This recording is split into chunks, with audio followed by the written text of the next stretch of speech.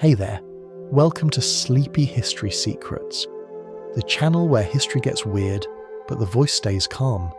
Tonight you're travelling back to the age of the Roman Empire, a civilization that didn't just build monuments, it built systems, concrete that healed itself, water that moved uphill almost politely, bureaucracy so advanced that paper seemed optional, and of course spectacle so organised that chaos had to buy tickets. Before you settle in and get cozy, take a quiet moment to like the video or subscribe. Only if you truly enjoy falling asleep to humanity's greatest attempts at perfection, followed by its equally impressive collapses. And if you're still awake enough to comment, tell us where you're listening from and what time it is right now. It's strangely comforting to know how many of us are awake at the wrong hour, each in our own little corner of history. Now, dim the lights, maybe let a fan hum softly in the background, and let's wander gently into the world of Roman engineering, where ambition ran on geometry, marble, and the sound of dripping water. If your mind drifts, that's perfectly fine. The aqueducts will keep flowing without you. You stand in a city where the walls hum quietly, not with electricity, but with water. It travels through stone arteries, guided by gradients so subtle they could fool gravity. You can almost hear it breathe through the pipes, a calm pulse beneath the noise of sandals, carts, and the occasional senator pretending to work. Rome isn't just a place, it's an experiment in flow management. Everything moves: grain, gossip, orders, sewage, hope. The miracle isn't that it works. The miracle is that it keeps working even when no one seems to understand why. They call it civilization, but really it's plumbing with a philosophy. You build the baths before the temples because gods are patient but customers are not. You pave the roads before the borders because conquest without logistics is just camping. You plan the drains before the marble because beauty means nothing if the streets smell wrong. Somewhere nearby, a worker mixes lime with volcanic ash. The powder hisses when the water hits it, a small alchemical sigh. The mixture grows warm in his hands. Later, centuries later, we'll call this chemistry. For him, it's just another Tuesday. He builds with what reacts, and somehow, that's enough. The smell of wet stone lingers in the air. You notice how every surface seems slightly damp, as if the city is perpetually exhaling. That's because it is. The aqueducts feed the fountains overflow into drains, the drains feed the great sewers, and the sewers in turn whisper everything back to the Tiber. It's a loop, not poetic, but efficient. Rome thinks in circles disguised as straight lines. Every road that looks decisive eventually leads back to itself. Every building that feels eternal still cracks under its own perfection. That's what makes it beautiful. The illusion that geometry can outsmart time. You imagine the map as a nervous system. The aqueducts are arteries, the roads, veins, the bureaucracy, a confused but determined brain. The whole empire is one long body trying not to trip over its own feet. Someone once said that power endures only as long as the systems that carry it. Rome seems to have taken that as a personal challenge. It built pipes, harbours, road networks, post routes, amphitheatres, and then quietly asked the gods to please stay out of the way. The soundscape is strange, distant hammering, the occasional splash, a market hawker shouting near a bathhouse. Water smells faintly metallic here, a blend of limestone and rust. The air feels heavy but ordered, as if even the humidity follows a schedule. If you walk long enough, you'll pass a public fountain where children drink, a laundry vat where clothes soak in a mixture of water and ashes, and a shrine where worshippers pour wine over stone, pretending that gravity is part of their prayer. Everything has a function, even if no one remembers what it was originally for. The city feels alive, not in the way a forest breathes, but in the way a machine hums when it's perfectly balanced. You realise you're standing inside the most advanced technology of its time, a civilization designed to maintain pressure, both literal and social. There's a quiet genius to it, not in invention, but in coordination. The Romans didn't discover new physics, they simply refused to waste motion. Water had to move, so they made it move usefully. People had to walk, so they paved the walking. Taxes had to travel, so they invented couriers who never slept and never smiled. Every drop of effort was meant to circulate. You can almost taste the principle in the air, salty, mineral, persistent. The empire runs on the idea that if something flows smoothly, it must be moral. It's an admirable delusion and a highly functional one. Sometimes, late at night, when the torches burn low, the city's soundtrack shifts. The rush of fountains slows, distant voices fade. Somewhere underground, a valve sighs. Rome's heart rate drops but never stops. Maintenance crews walk by with oil lamps, checking pipes that outlive their fathers. It's the kind of devotion that doesn't make history books, the quiet worship of continuity. You think about how fragile this system really is. All it takes is one broken aqueduct, one cracked dome, one tax reform that forgets the grain ships, and suddenly the empire becomes a rumour told by its ruins. Yet for now, everything still works. The water still arrives. The drains still swallow the city's mistakes. Standing here, you understand why the Romans built so much. It wasn't ambition. It was anxiety. To stop building would mean to admit they had built enough. And no empire can survive that kind of honesty. So, they kept laying bricks and drafting, maps, chasing perfection that was already leaking at the edges. The result is what you see now, a living circuit of stone and willpower, humming softly through the centuries, pretending it's eternal. If you listen closely, the walls seem to murmur back, not in Latin, but in the language of maintenance. They're saying something simple: keep it clean, keep it flowing, and pretend you know why. And maybe that's what power really is, a system that's still running long after its purpose has been forgotten. You wouldn't think dust could win a war against time, yet that's exactly what Roman concrete did, not by being perfect, but by being quietly self-aware. It cracked, it sighed, it changed its mind, and then it healed itself. It was less a material and more a slow confession that even stone needs therapy. The Romans called it opus cementicium. To you, it would look like a bucket of regret mixed with optimism.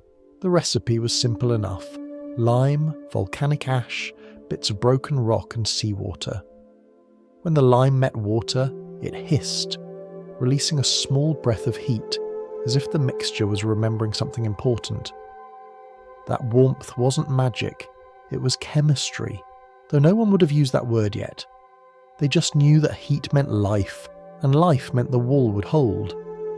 You can imagine the mason, half blinded by sunlight, stirring this mix in a wooden trough. The smell is sharp, part smoke, part vinegar, part ocean. The paste steams slightly as it thickens. He's not thinking about the Pantheon or the Colosseum, he's thinking about lunch. Still, without realising it, he's creating the material that will outlive most languages. When modern scientists finally studied these ruins, they found something remarkable. Inside the ancient concrete, they saw small white fragments, lumps of lime that had never fully dissolved. For centuries, historians thought this was sloppy mixing. But then, when water entered the cracks, those same bits reactivated, spreading new minerals that sealed the fracture. The wall literally healed itself.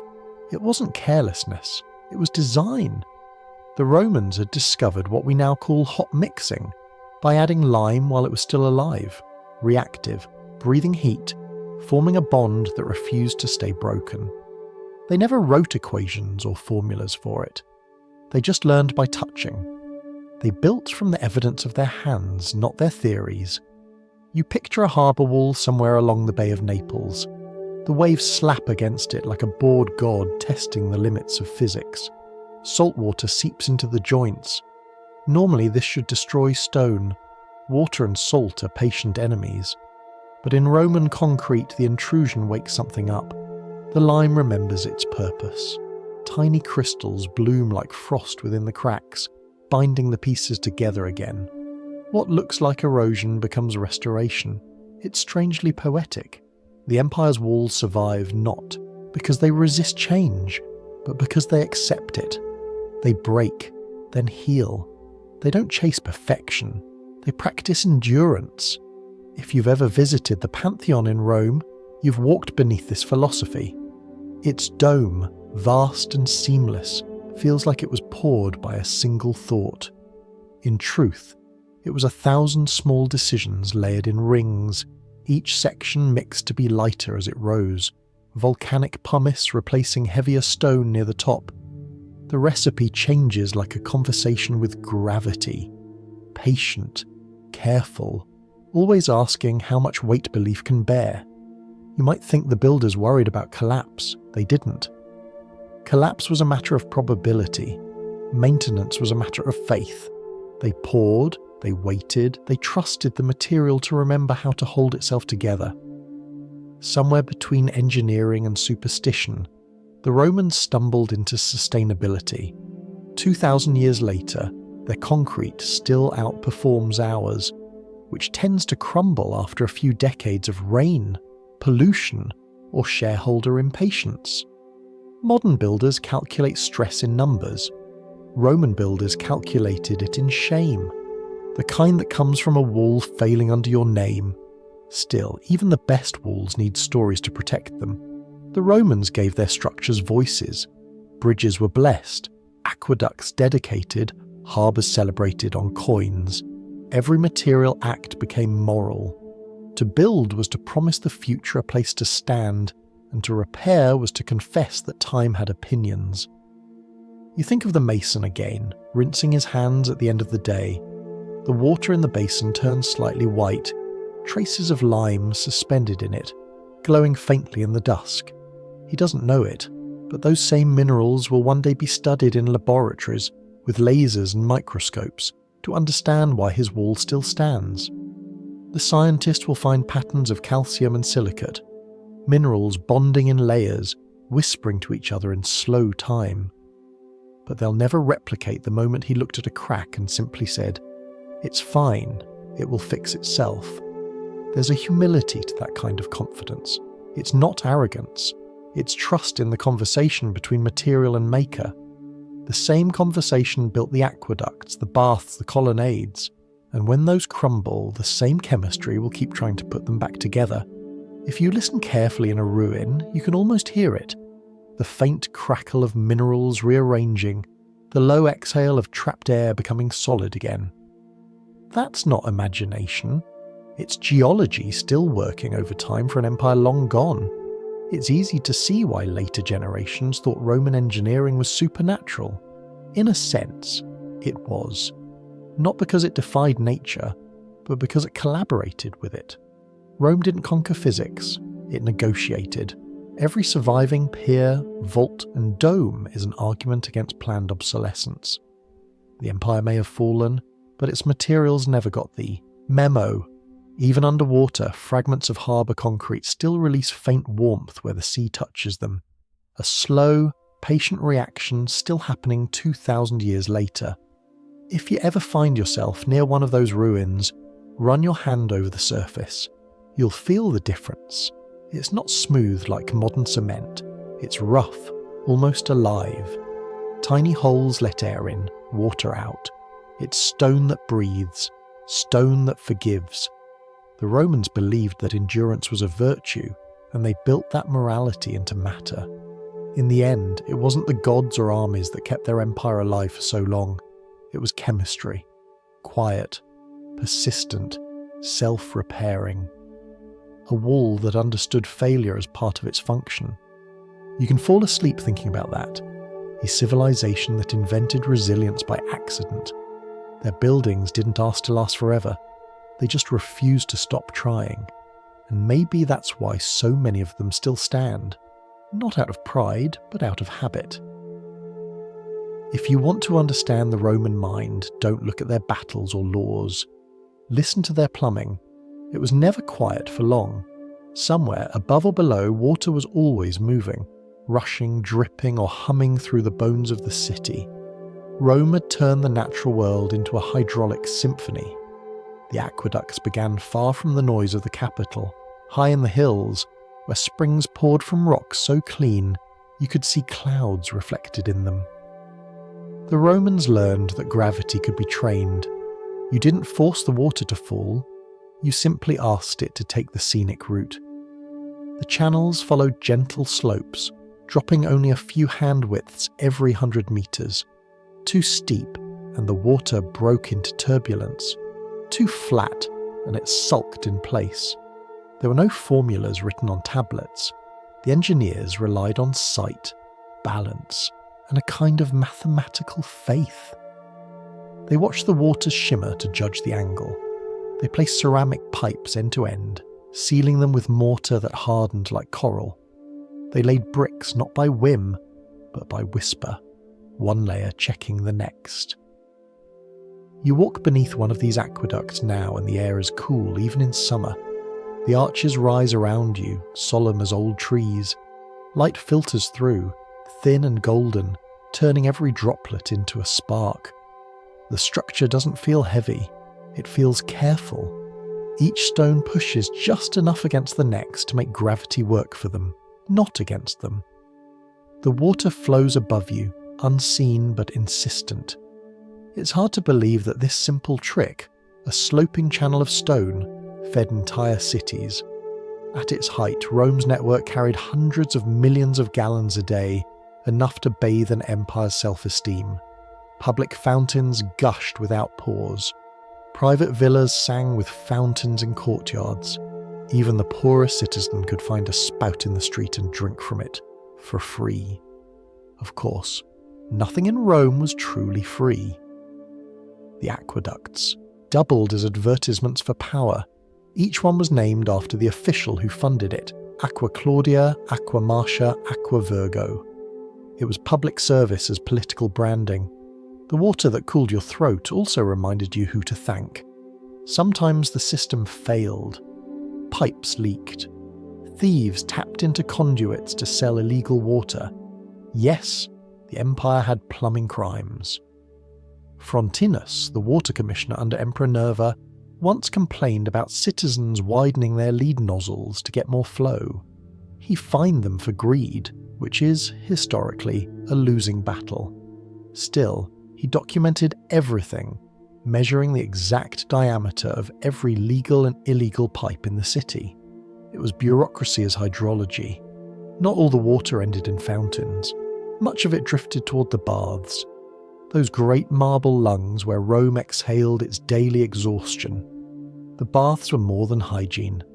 They were democracy by steam. Everyone entered.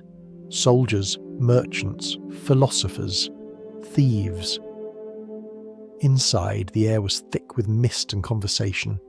The sound of dripping echoed off vaults painted with gods who probably envied how clean everyone looked. You step into one in your mind, maybe the baths of Caracalla. The floor vibrates faintly beneath your feet, warmed by the hypocaust, an underfloor heating system powered by fires stoked in hidden chambers. The heat moves through hollow bricks and stone pillars, turning architecture into an instrument. The Romans didn't invent central heating, but they perfected its romance. Hot rooms, warm rooms, cold rooms, water flowed through them all like choreography. Pipes hummed inside walls, steam slipped through cracks in the ceiling. Everything was circulation, comfort disguised as control.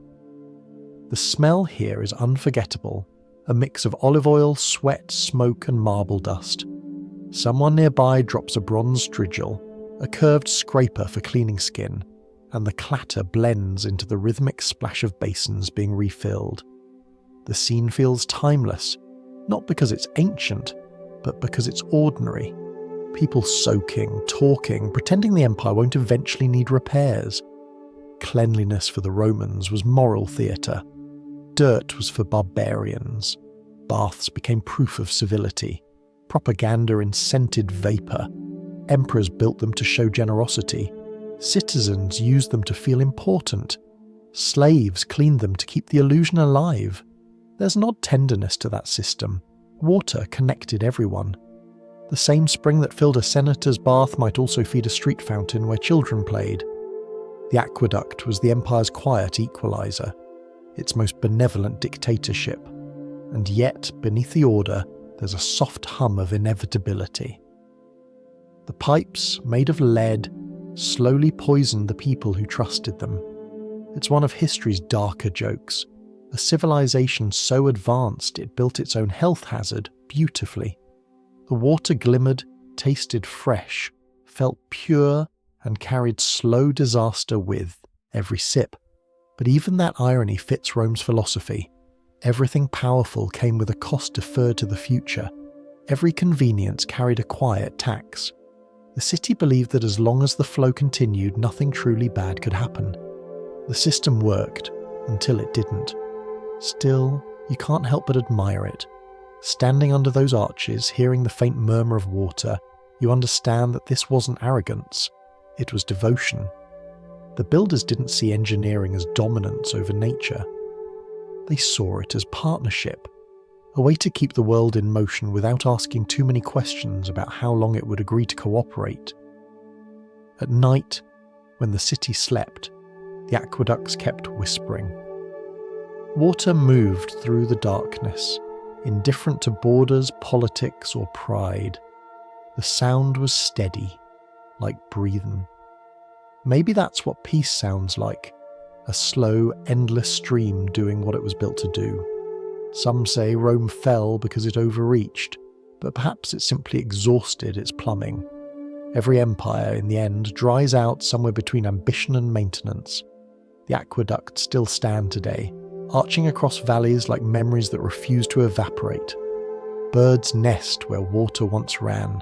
Grass grows between the stones. The flow stopped, but the rhythm remains. Proof that once, someone believed in gravity with religious devotion. And if you listen closely, even now, the wind inside those empty channels still sounds a bit like running water, as if the system hasn't quite accepted that it's over. The first thing you notice about a Roman road is that it doesn't negotiate. It doesn't curve gently around a hill or wander toward shade. It moves like a thought that refuses distraction. To travel it is to walk through a geometry lesson disguised as ambition. You stand at its edge and trace the horizon. The surface seems endless, the line so straight it feels more moral than mathematical. For the Romans, that was the point. Roads weren't simply routes for marching legions. They were arguments, proof that chaos could be disciplined with enough gravel and willpower. Each road began with an act of defiance against the landscape. Engineers surveyed with Groma staffs, crossing strings to find the truest direction. They didn't ask the terrain for permission. They informed it of new expectations. Beneath the surface you see only dust, but under that lies a layered mind. Large stones at the base, smaller stones above, then sand, gravel and paving blocks locked tight like scales. The pattern feels deliberate, even ceremonial, an empire's cross-section rendered in rock. You crouch down and run your fingers along a groove worn smooth by centuries of wheels. It's strangely cool. Somewhere in that polished track, the echo of traffic lingers. Carts carrying amphorae of olive oil, wagons full of grain, soldiers marching towards someone else's horizon. The sound of iron on stone repeats like a drumbeat history forgot to stop. The Romans didn't invent roads, but they invented the idea that roads could have personality. Every milestone along the way told you how far you were from Rome, as if distance itself owed the capital a confession. Messages and orders rode this network like signals through a nervous system. Even boredom was standardized. Imagine the map.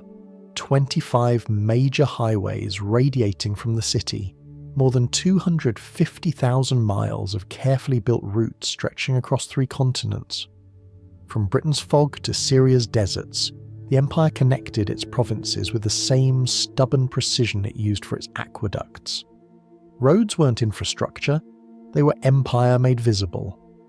But perfection has side effects. A straight line doesn't just move people, It moves expectations. The citizens began to see efficiency as morality. A crooked path was suspicious, a delay almost sinful. In time, even power learned to imitate this logic, direct, polished, uncompromising. Rome wasn't just teaching the world how to travel, it was teaching it how to think. The air above the road smells of crushed flint and sun-warmed dust. Heat shimmers between paving stones, turning every mirage into prophecy. You picture a messenger galloping past, cloak snapping, his message sealed with wax. He doesn't look at the scenery. The road demands attention, and he obeys. Under his horse's hooves lies the invisible order of the cursus publicus, the state courier system. Way stations, each a day's ride apart, wait with fresh animals and exhausted clerks. It's an empire of deadlines before the clock existed. The courier hands over the tablet, eats something dry and untrustworthy, then rides again. Information travels faster than remorse, which is exactly how Rome liked it. For common travellers, these same roads were both blessing and threat. Safe passage came at the price of obedience. Mile markers, tolls and checkpoints reminded everyone who maintained the pavement. Each stone whispered taxes. Still, people used them because they worked.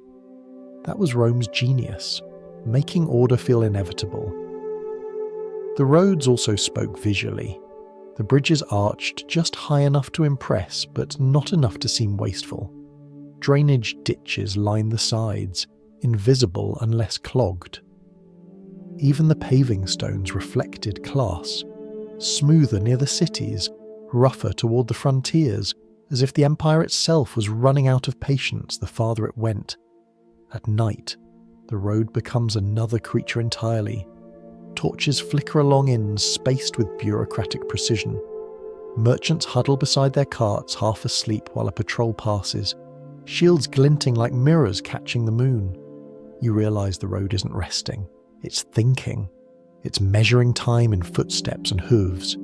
It's calculating in silence the price of continuity. You reach a milestone, one of many. The inscription names an emperor you've barely heard of, praising his contributions to maintenance. Every ruler knew that glory fades, but good paving lasts. Statues crumble, but a well-drained surface keeps its reputation. There's a subtle irony in how these roads age. They were built to outlast empires, and they did. Centuries later, farmers ploughed around them, pilgrims walked over them, and armies rediscovered them without realizing they were already being guided by ghosts of Roman surveyors. Even today, highways in Europe and the Middle East quietly trace their paths. The line never gave up. Think of the effort it took to sustain this illusion of permanence. Quarries feeding stone to legions of workers, overseers counting every slab, scribes recording shipments of gravel as if the future depended on neat handwriting. In a sense, it did. The road was both a feat of engineering and a triumph of paperwork, yet for all its precision, the system depended on something deeply human, the will to maintain. When empires weaken, it's not the monuments that go first, it's the repairs. The ditch clogs, the drainage fails, and the straight line slowly forgets what it was supposed to mean. You can almost imagine the last maintenance crew, a handful of men with tools dulled by decades, walking the same route they've walked since childhood. They patch cracks, fill holes, adjust stones that shift after frost. They don't talk much. Maybe they know the empire is already fading. Maybe they don't. Either way, they finish the job, because that's what's left of Rome. A habit of fixing things even when the idea of empire no longer pays for it. The sun dips low and the road glows amber. You realise how quiet it is now. No carts, no soldiers, only wind threading through the grass that creeps between the stones. The line remains, unbending, a memory of discipline carved into earth. Rome believed that if you could draw a straight line across chaos, you could own it. And maybe that's still true. Every modern highway, every rail track, every fibre optic cable carries the same arrogance and the same hope. That order can outlast disorder if you build it firmly enough. But there's comfort in that arrogance. It built the world you walk in. Somewhere beneath your feet in the buried skeleton of ancient pavement, the Roman mind is still quietly awake, still measuring, still adjusting the angle just enough to keep the future moving in a straight line.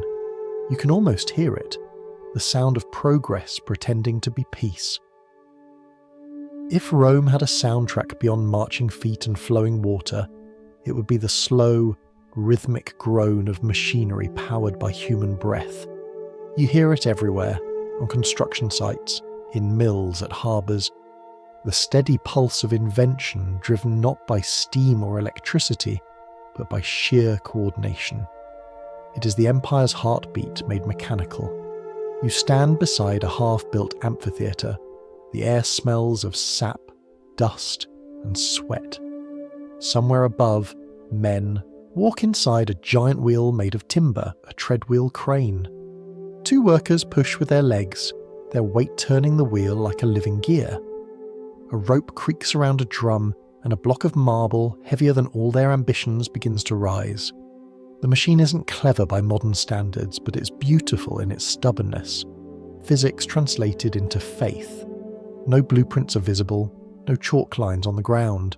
The builders understand the balance instinctively. They sense when the load shifts by sound alone.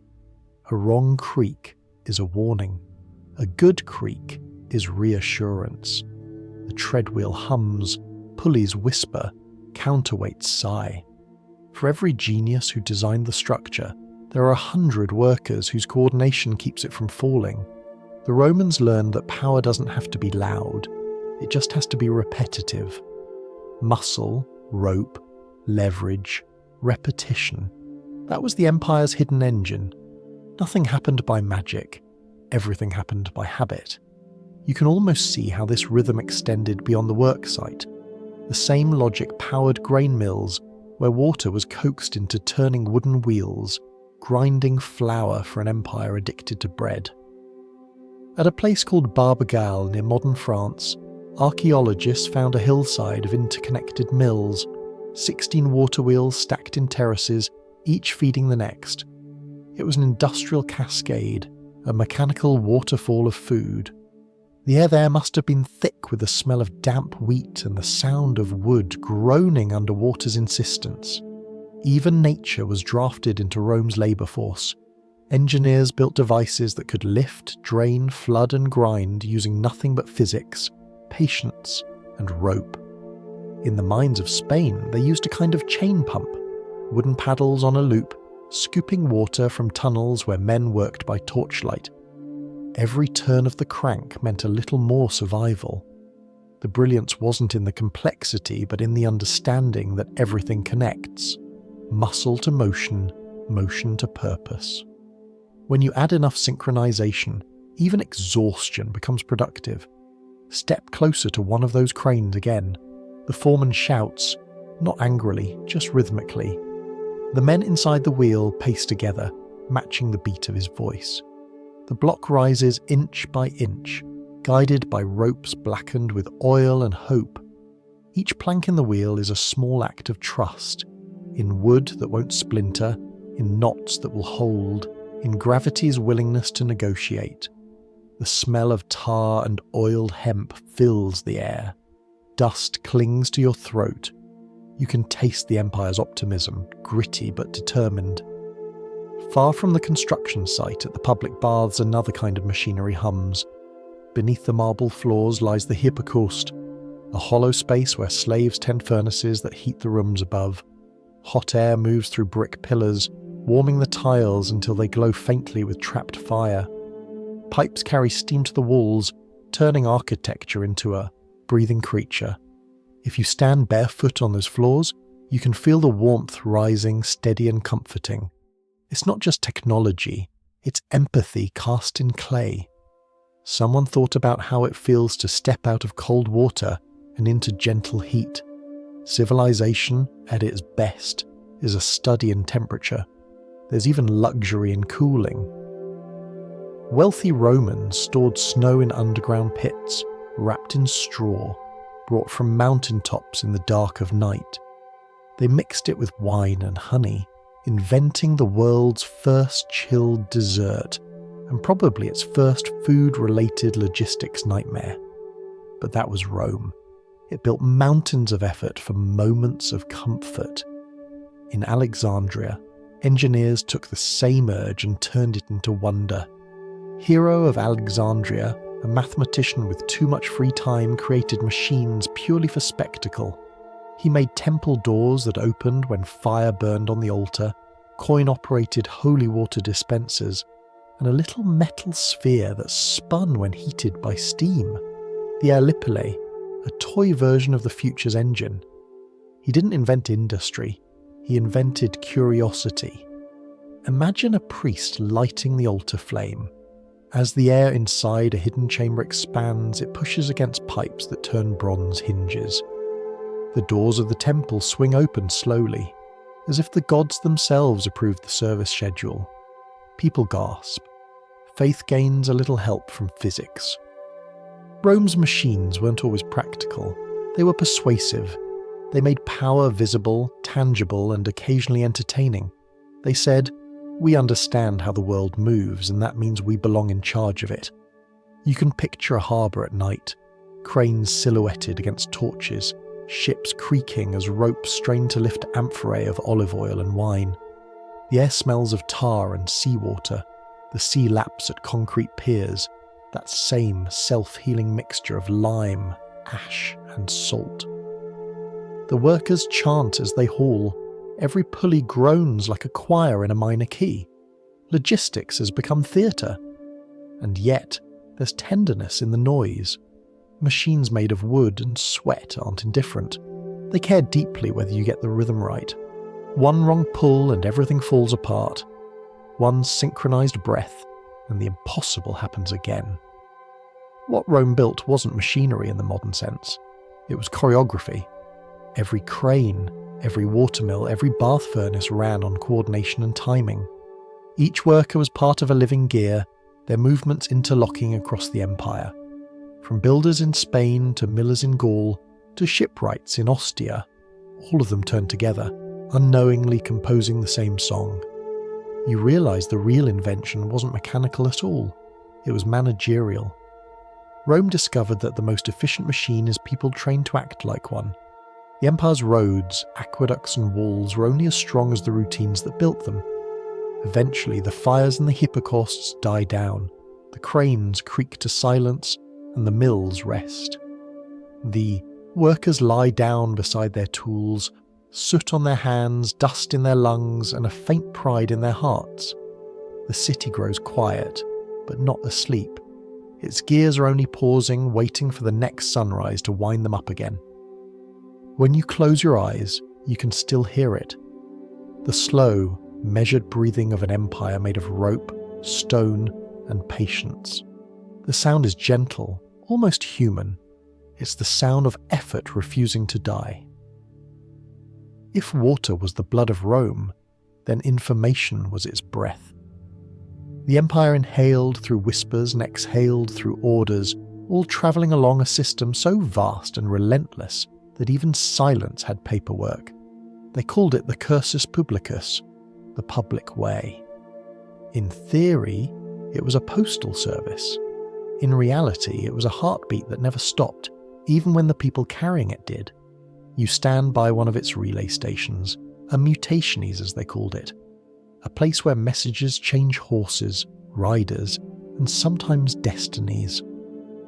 The building is nothing glamorous. A yard of trampled dirt, a shed for fresh animals, a row of sleeping couriers who haven't slept in days. The air smells of hay, oil, and something metallic. The scent of urgency. The system is simple but ruthless.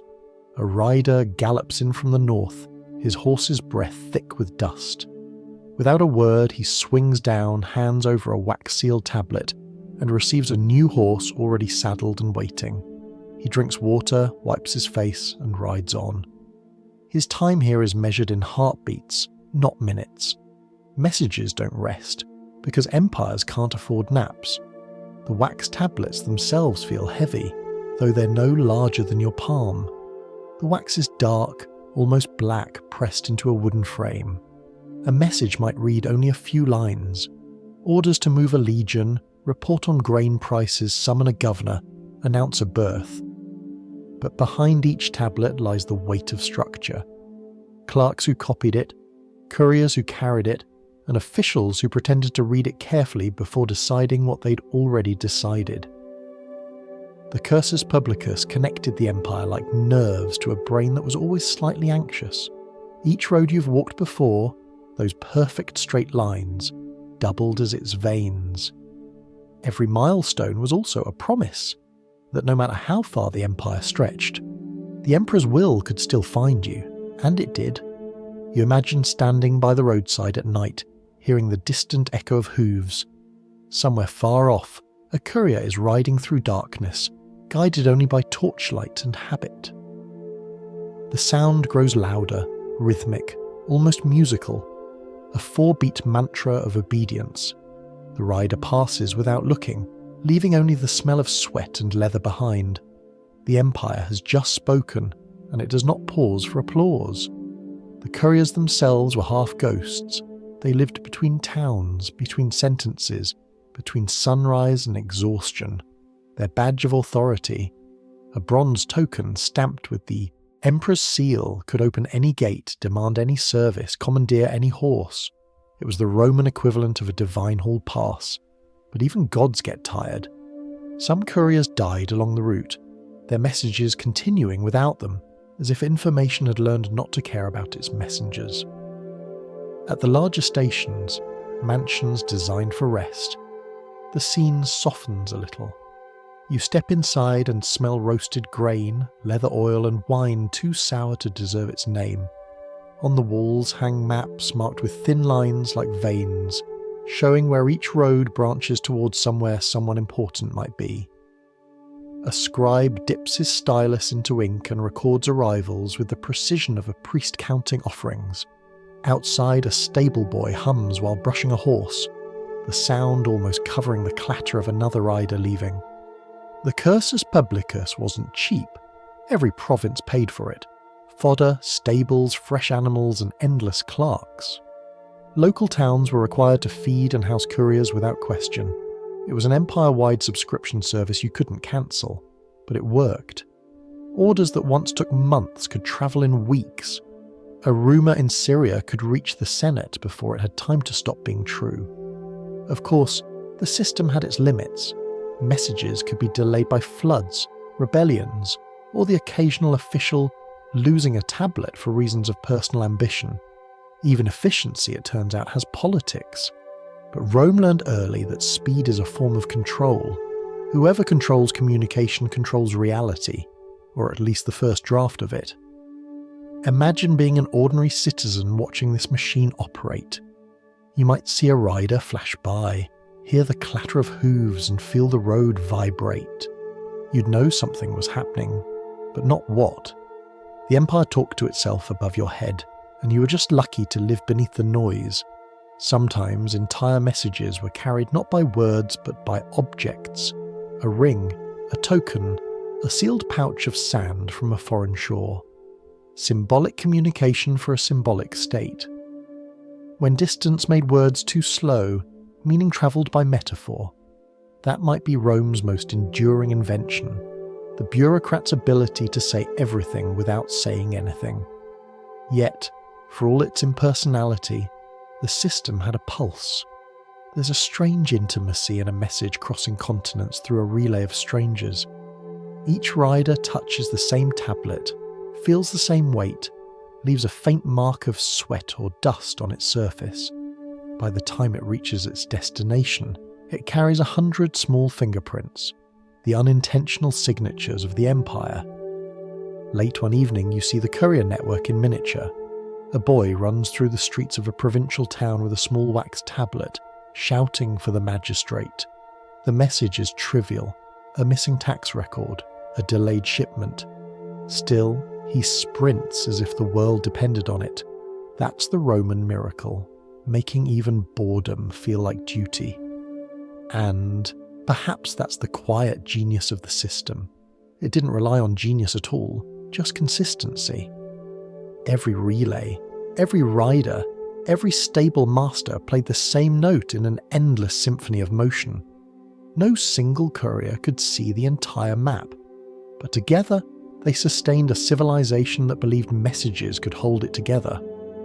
When the empire finally broke apart, the couriers didn't vanish right away. The roads still existed. Horses still waited. Somewhere, a messenger still rode, carrying instructions to a governor who no longer had a province. The network kept breathing out of habit, because systems, like people, rarely know when they're supposed to stop. If you close your eyes now, you can almost hear it again. That faint echo of hooves, the rustle of parchment, the sigh of another message leaving for somewhere important. Rome is gone, but the world it built still delivers. The rhythm of communication never really died, it just changed its uniform and got faster. Every notification, every email, every urgent memo is just another gallop on the same old road. You might think you're more efficient than they were, but somewhere, deep down, you know the truth. You're just another courier, tired, dusty, and forever running between stations, trying to deliver meaning before the empire notices it's already moved on. If the cursus publicus kept Rome talking to itself, the annona kept it from eating itself alive. The empire could lose battles, scandals, or even emperors, but it could not lose breakfast.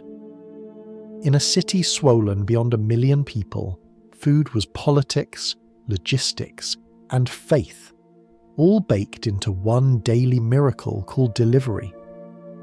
You begin at dawn on the riverfront. The fog hangs low, tinted gold by the first light sliding over the rooftops. The docks creak under the weight of ships from every direction of the known world. The smell is impossible to categorize. Tar, sweat, fish, grain, and something sour that has decided to be permanent. Men shout in a dozen languages, guiding ropes and pulleys as amphorae of olive oil, sacks of barley, and baskets of dried figs move from deck to shore. The rhythm isn't chaotic, it's orchestrated. Every motion is part of a system that keeps a city breathing. The annona began as a kindness and became an empire within the empire. At first it was a simple grain allowance. Citizens could buy wheat from state granaries at a reduced price. Later it became free, a political sedative disguised as charity. Bread for loyalty, silence for stability. The emperor gave out grain not because he loved the people, but because hungry crowds make terrible audiences. Each sack arriving from Egypt or North Africa held more than wheat. It held a promise that the state still worked, that the gods were still watching, that tomorrow would look roughly like today. On the Tiber, barges glide slowly inland, their hulls heavy with wheat from the Nile Delta. A voyage of nearly 1,000 miles. You imagine the grain shifting like dry water, flowing toward mouths that will never think about where it came from. Once unloaded, the cargo travels through an invisible bureaucracy of mills, bakeries, and storage vaults. At Ostia, great mills turned by mules or water grind the grain into flour. The air there would have been a snowstorm of dust coating skin, hair, and lungs until every worker looked halfway to marble. Flour settled over everything, a daily snowfall that didn't melt. In the city, the flour reached state bakeries. The ovens glowed orange, fueled by timber hauled from far-off forests already tired of giving. You can almost feel the heat from the mouth of the oven, the dull roar of fire swallowing air. Bakers work through the night, kneading dough in rhythm with the empire's heartbeat. By morning, Rome smelled of smoke and bread, a scent as intoxicating as victory. Citizens lined up at distribution centres clutching bronze tokens, stamped with the emperor's seal, the world's earliest meal tickets. A clerk, weary but precise, exchanged each token for a ration of grain. To an outsider, it might look like welfare. To the Romans, it was proof of belonging. You ate because the empire said you could. The scale of it all defied reason. Ships filled harbours, convoys jammed roads, warehouses overflowed, yet the system usually worked. A grain fleet delayed by storms could cause panic in the capital. Food riots broke out faster than rebellions. One historian called the Annona the umbilical cord of empire, which sounds poetic until you realise how fragile umbilical cords are. There's a strange beauty in that fragility. The system wasn't built on abundance, but on precision. Measured weights, counted sacks, timed arrivals. Somewhere in a dusty office, a scribe copied lists of numbers with trembling care, knowing that one missing digit could mean an empty bakery.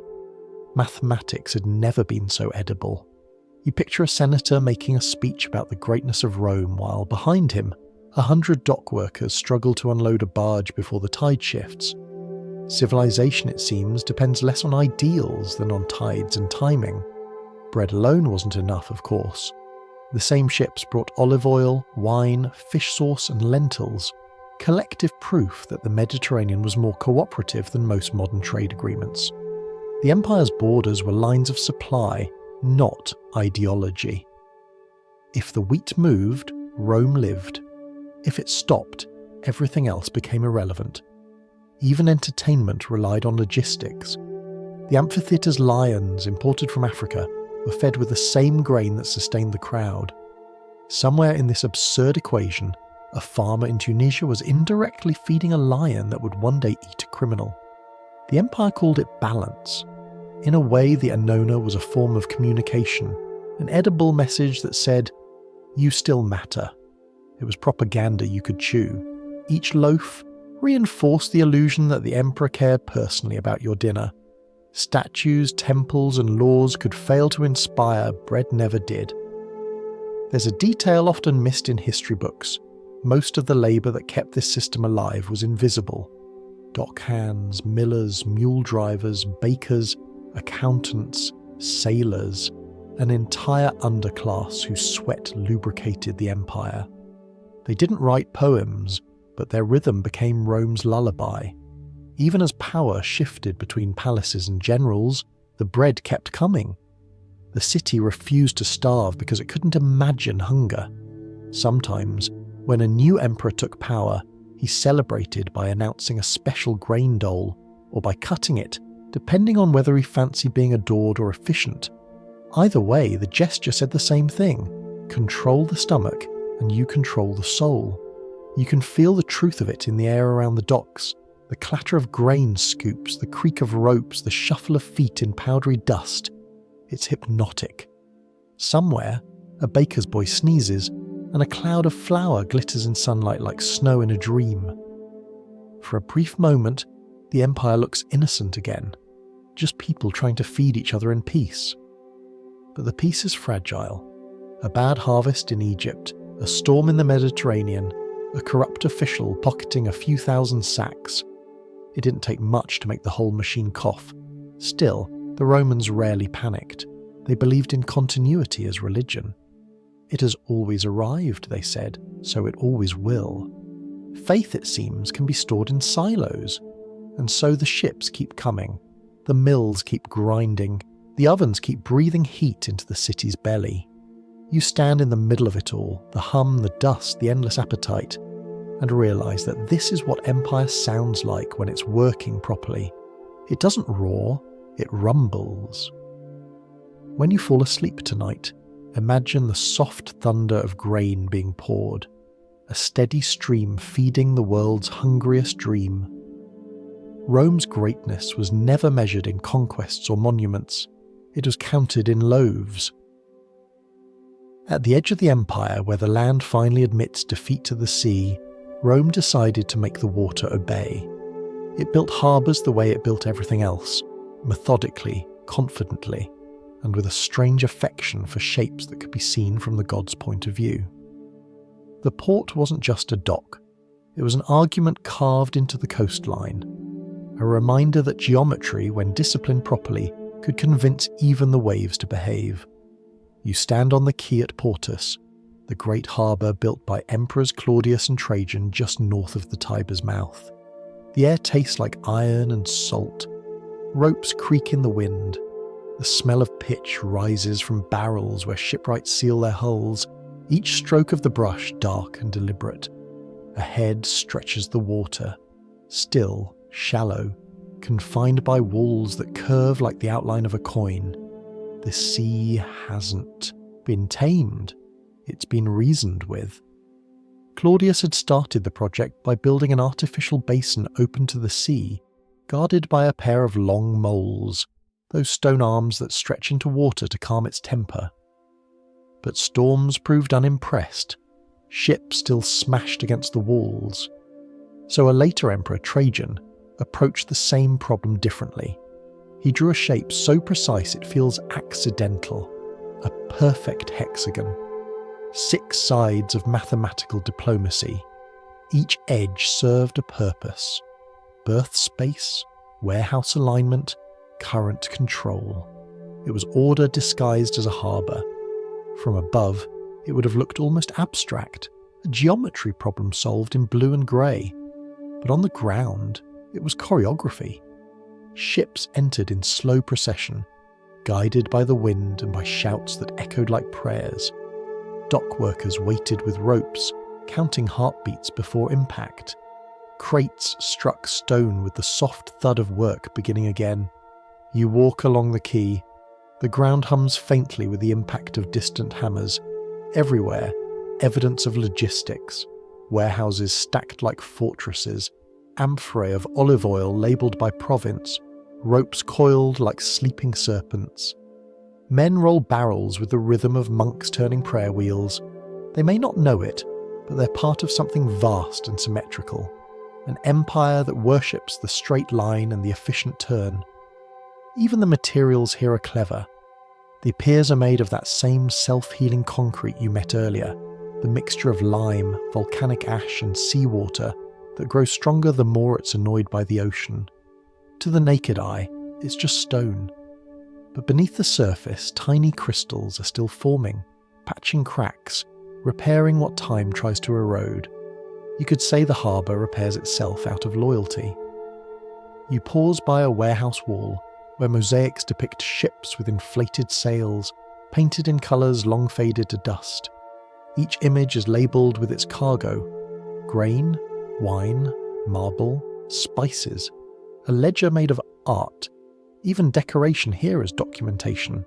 That was Rome's genius, to make record-keeping look almost beautiful. Listen closely, and you hear the layered music of industry, the rhythmic thump of barrels, gulls screaming like unpaid supervisors, the hiss of ropes dragging over wet wood.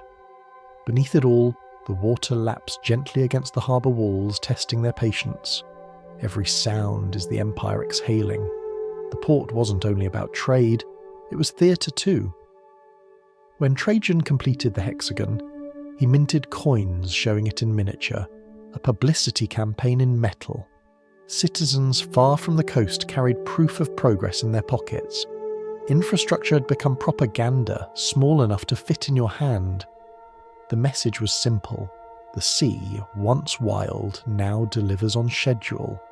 But the beauty of the place runs deeper than control. The geometry isn't rigid, it's patient. The harbour doesn't fight the sea, it redirects it, using curved walls and angled basins to tame the currents. It's an empire's version of diplomacy, strength disguised as harmony. You realise the Romans didn't just build things, they negotiated with nature until it agreed to cooperate, or at least pretend. At night, the scene transforms.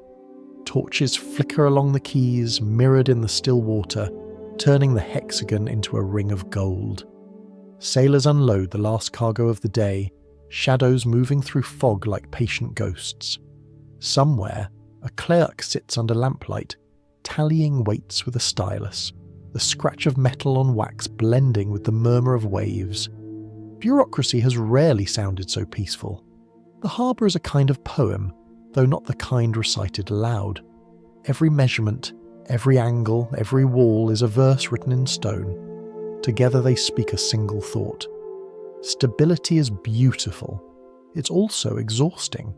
Keeping the sea calm requires endless maintenance. Divers to patch walls, carpenters to mend wharves, accountants to measure success in units of worry.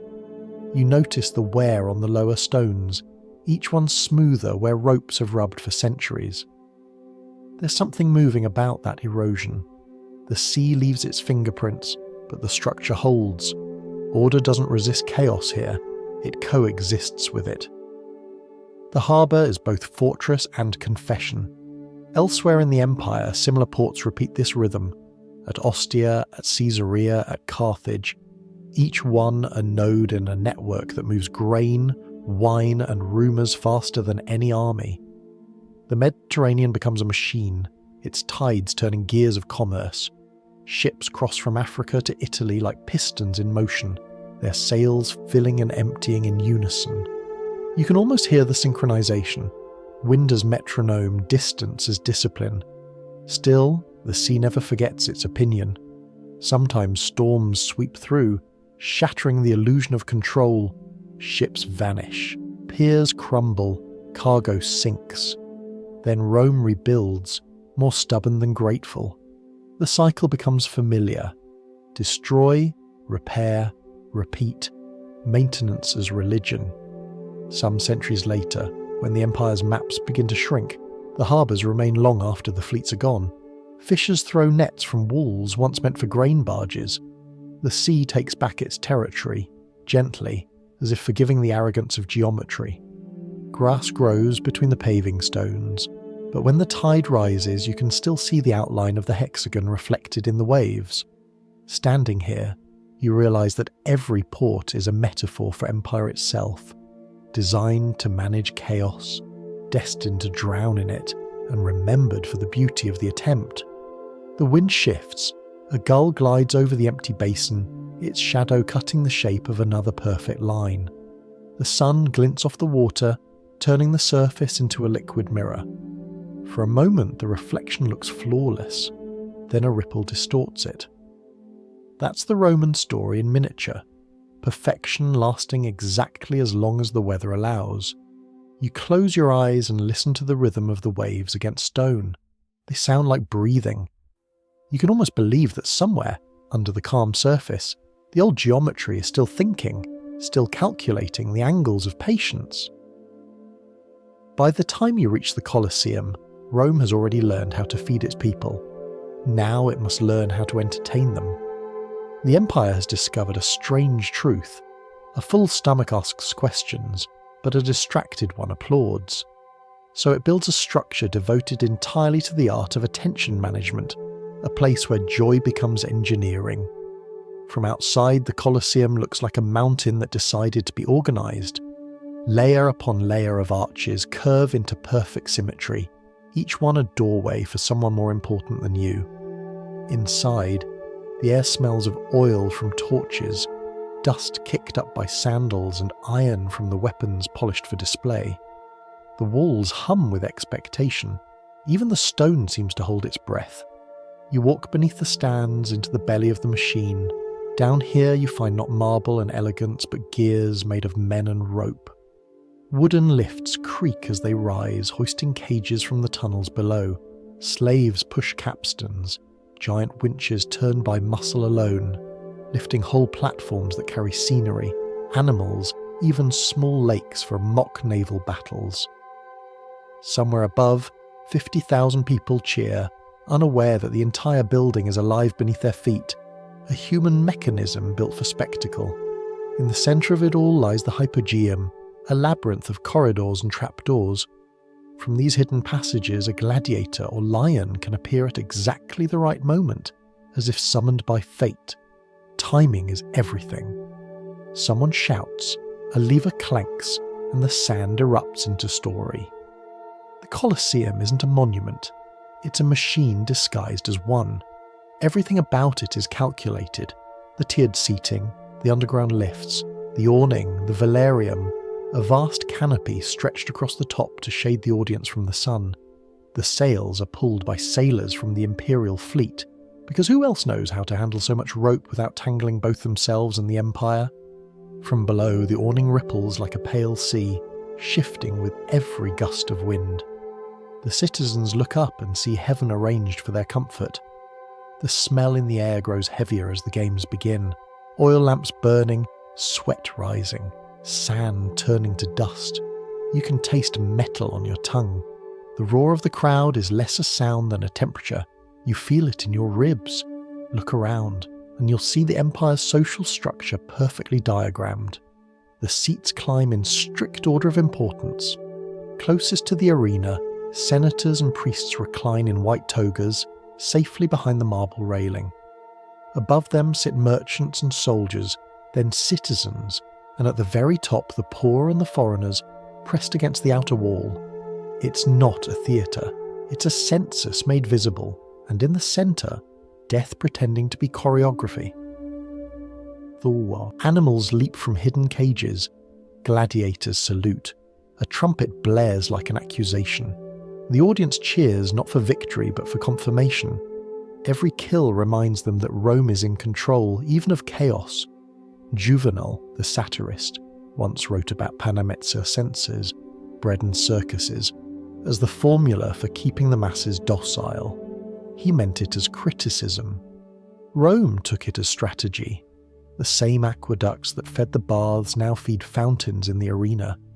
The same cranes that built aqueduct arches lift scenery for plays. Happiness, it turns out, can be hydraulically powered. You might think of it as early social policy, psychological engineering with a side of applause. The budget for spectacles could feed a small province, but no one complained. When you've built a city this restless, silence becomes the rarest luxury. Entertainment, the Empire's quietest budget line. Between shows, vendors wander the stands selling wine, olives and honey cakes. Children wave bits of laurel. Old men argue over which gladiator fights with better form. The arena sand, raked smooth between bouts, smells faintly of iron and something sweet. Crushed petals from the ceremonial garlands thrown by priests. You can't help but admire the coordination. Beneath the pageantry lies logistics, animal transport from Africa, weapon maintenance, costume management, ticketing systems, security, food service, crowd control.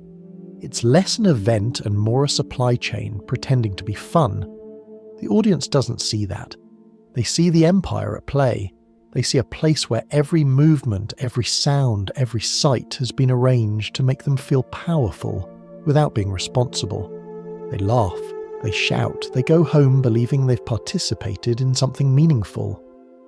That's how systems survive, by disguising function as feeling. Later, when the crowds have left, the workers return to clean. They rake the sand smooth again, patch the wood, wash away the stains. The torches are extinguished, leaving only the smell of smoke. The silence feels enormous. It's in this emptiness that the Colosseum's true purpose reveals itself. It isn't built for the audience, it's built for repetition. It's a ritual of maintenance disguised as entertainment. You can still hear a faint creaking, the sound of ropes relaxing, pulleys settling, the machinery sighing after a long day of pretending to be invisible. Somewhere, a sailor folds a piece of the velarium with the same precision he'd use for the sails of a warship. Another worker tightens a bolt that's older than his grandfather. The Empire runs on habits, not miracles. In the stands, a forgotten garland wilts under the moonlight. A stray cat walks across the sand, silent, unimpressed, perfectly indifferent to history. Above, the archers frame pieces of the night sky like windows into a different kind of order, one that doesn't need scaffolding to exist. As you leave, you glance back. The Colosseum looms behind you, serene, enormous, patient. It's hard not to feel a strange kind of peace. The Empire has built joy into stone, and for now, it still works. Tomorrow there will be more shows, more bread, more noise. But tonight the city rests. The crowd is fed, the Emperor is loved, and the system hums softly, satisfied. When the crowd cheers, the census sleeps. Every system eventually meets something it can't schedule. For Rome, that lesson arrived in many forms: fire, plague, flood, and the slow decay of attention. The empire had built itself on predictability. Its pipes knew where to flow, its roads knew where to lead, and its citizens knew whom to blame if anything went wrong. But disasters have no sense of bureaucracy. They show up uninvited like bad guests and remind even the best-run civilization that maintenance is not the same as immortality. You smell the warning before you see it. Smoke. Faint at first, then thick enough to turn daylight into an idea. Fire was the city's oldest enemy and its favourite ritual. It started easily. A candle tipped over in a shop, a kitchen too crowded with ambition, or simply the summer wind deciding to move through the wrong neighbourhood. In a city built of wood framed by stone, flames spread like gossip. Roofs collapsed, walls cracked, paint turned to ash. The air filled with sparks that looked, for a few seconds, like stars finally learning how to fall. Somewhere, the aqueduct still ran, delivering water obediently to fountains that now poured into fire. You could almost laugh at the irony. The most advanced hydraulic network in the world, completely unhelpful when the whole city was boiling. After the great fire under Nero, half of Rome lay in ruins. Rumours blamed everyone. The gods, the emperor, the weather, even foreigners. But the truth was simpler. It wasn't malice, it was physics. Heat finds weakness faster than morality does. And so Rome rebuilt, brick by brick, regulating materials, widening streets, banning wooden balconies, inventing fire codes long before the phrase existed. Order reborn from smoke. Again. The empire treated disasters like maintenance checklists. Each catastrophe became a design revision. Plague led to new burial laws. Floods inspired drainage channels. Fires produced zoning reform. It was bureaucracy's finest hour, tragedy as policy proposal. Still, not every crisis could be engineered away. The Antonine Plague arrived with soldiers returning from the east, carried invisibly on breath and skin. No one knew what it was. Some whisper it was smallpox, others suggest a fever no modern doctor could name. All anyone knew was that it spread faster than empire. Streets emptied, temples filled, and the daily hum of machinery fell silent. The city that once smelled of bread and dust now smelled of incense and fear. You picture a Roman scribe sitting by the window, his stylus hovering over a half-finished letter. He's supposed to record the number of dead in his district, but the numbers don't mean anything anymore. He scratches out the last figure, closes the tablet, and watches the street instead. The only sound is the wind moving through an empty market. Somewhere, a fountain keeps running, a perfect system with no one left to appreciate its precision. That's how you know an empire is sick, when its systems keep working, but its people don't. Even later, when the plague passes, another pattern emerges. The very perfection that made Rome great also made it fragile.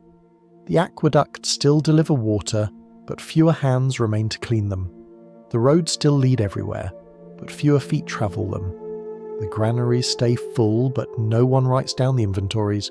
The system doesn't collapse dramatically. It just forgets to notice itself. This is the paradox of maintenance. A civilization becomes so good at preserving itself that it stops evolving. The structures get stronger while the habits that sustain them grow weaker. Eventually, the people start living inside a museum of their own competence. Everything works until it doesn't. You can imagine the slow decline not as noise but as silence. Mills that once hummed fall quiet. The smell of baking bread fades from the streets. Public baths close, not from neglect but from precaution. The marble begins to cool. For the first time in centuries, the empire pauses to catch its breath and forgets how to exhale. The archives fill with dust. Letters stop arriving from distant provinces. The couriers still ride for a while, then stop when there's no one left to hand the messages to. Somewhere in a forgotten office, a clerk sits at his desk, reading an order to repair an aqueduct that no longer exists. He signs it anyway. Routine is comforting. You might think these moments would feel dramatic, but they don't. Collapse, when it's slow enough, feels like normal life that just doesn't return your calls. People adapt to decay as if it were weather. The empire keeps its rituals long after they've lost meaning. The calendar still marks festivals for gods no one bothers to thank. The census records citizens who've been gone for years. Even perfection develops ghosts. One day, you walk past a burned-out workshop. The walls still stand, but everything inside has turned to powder. A craftsman once worked here, perhaps forging tools or gears for the amphitheatre. His last project lies half-finished under the ash. A bronze pulley, warped by heat but still recognisable. You pick it up and it feels warm. Even after all this time, a relic of motion in a city learning to be still. History books describe these centuries as decline. That's too easy. It wasn't failure, it was fatigue. Systems can only run on pride for so long. Maintenance requires faith. Faith that the next generation will oil the hinges, clear the drains, copy the texts. When that faith thins out, even marble forgets what it was supposed to support. Yet from all this exhaustion, something curious begins to stir.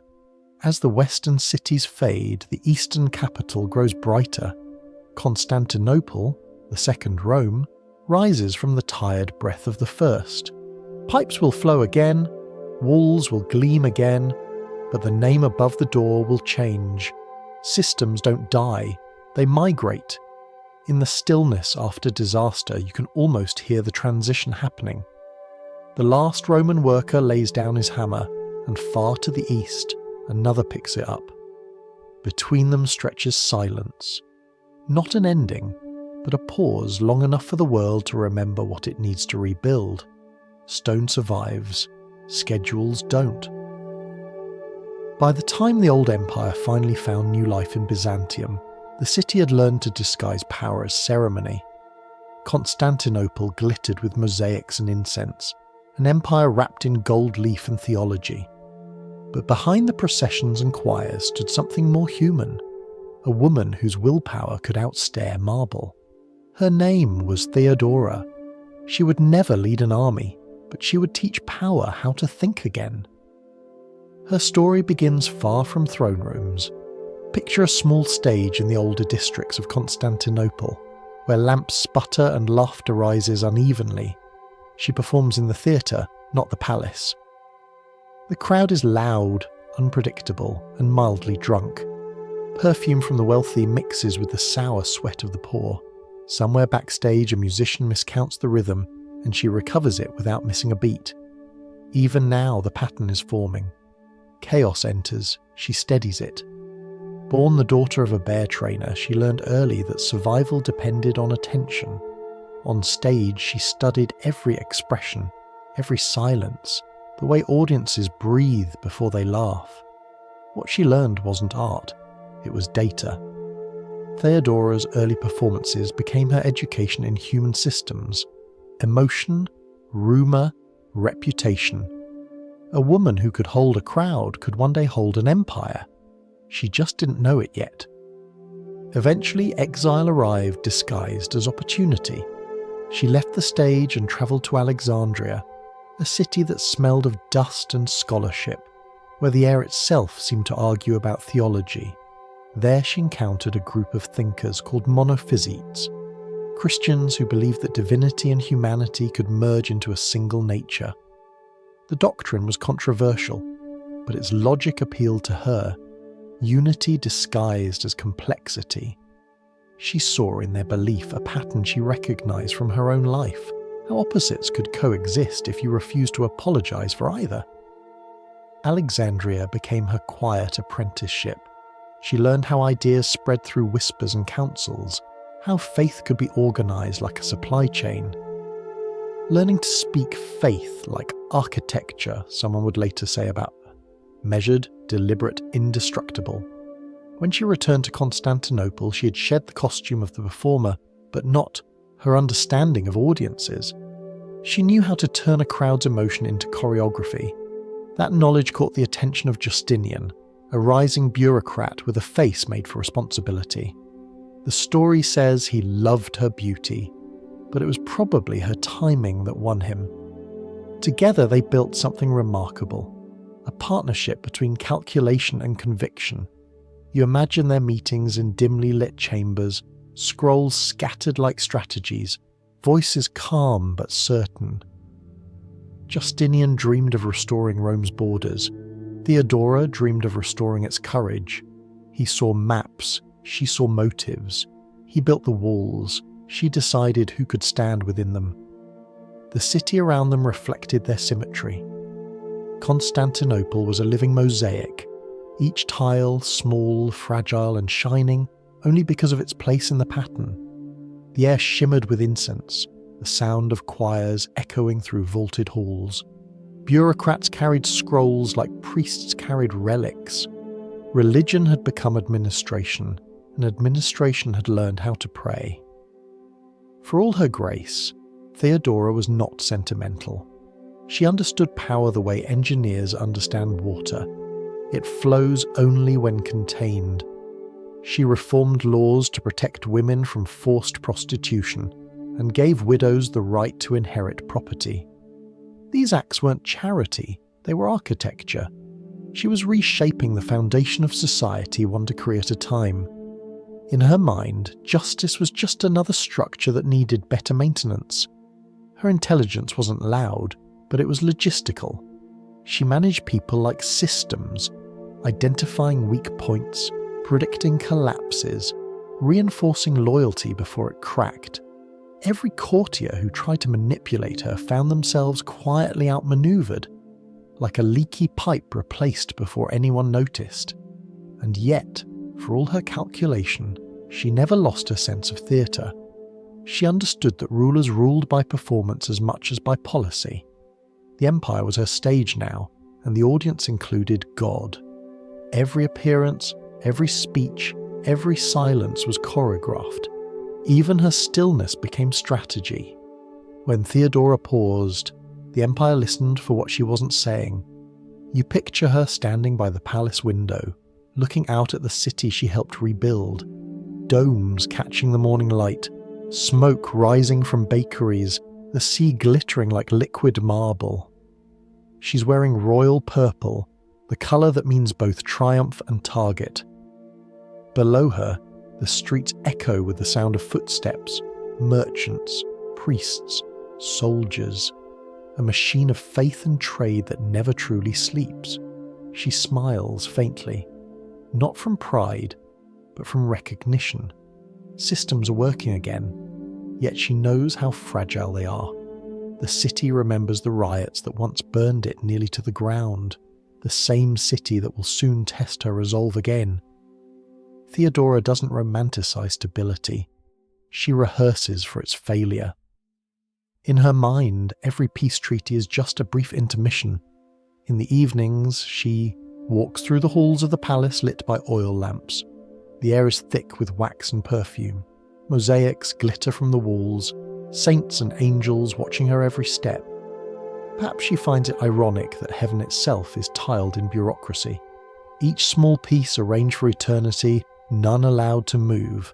Still, she believes, not in permanence, but in precision.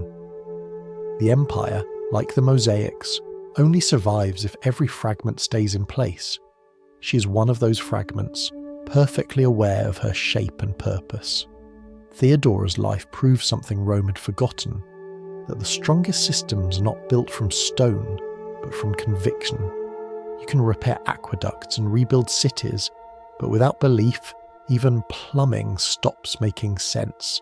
Sometimes power changes form. Sometimes, after centuries of roads and ports and marble, it becomes a person. In that moment, the empire isn't a city or a government. It's a woman who once performed on a stage and learned that applause can build nations. You could say that Theodora didn't inherit Rome. She reprogrammed it. Sometimes the empire upgrades its software, not its walls. There are moments when an empire sounds like a single voice. It doesn't happen often, and when it does, it usually ends badly. In the winter of the year 532, that voice belonged to Constantinople. It shouted one word, Nika, meaning conquer. But what it really meant was, we've had enough. It began, as so many revolts do, with sports. Chariot racing was the Empire's favourite form of controlled chaos. The Hippodrome, that long arena beside the palace, was where citizens vented emotion under the polite supervision of soldiers. The Blues and the Greens, two factions of fans, turned competition into religion. Their cheers were part politics, part prayer. The Emperor sat in his box, pretending the noise was loyalty. But that week, the noise stopped pretending. Tax grievances, executions and corruption all mixed into a single roar. The crowd poured out of the stands, torches in hand. The Hippodrome became an argument the size of a city.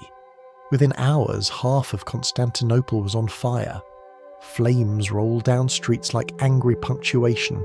Shops burned, churches crumbled, and the air turned into dust you could taste.